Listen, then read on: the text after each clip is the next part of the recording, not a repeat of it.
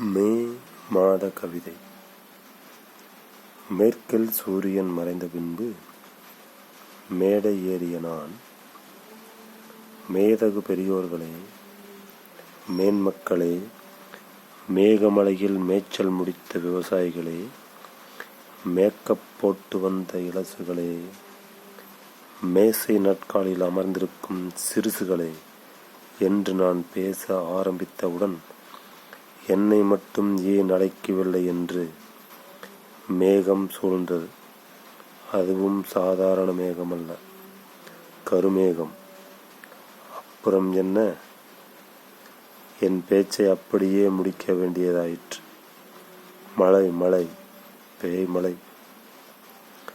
இறுதியில் மே என்று கத்திய ஆட்டுக்கறி விருந்துடன் நிகழ்வு நிறைவடைந்தது. Matter over. மகிழ்ச்சியுடன், மேகநாதன்.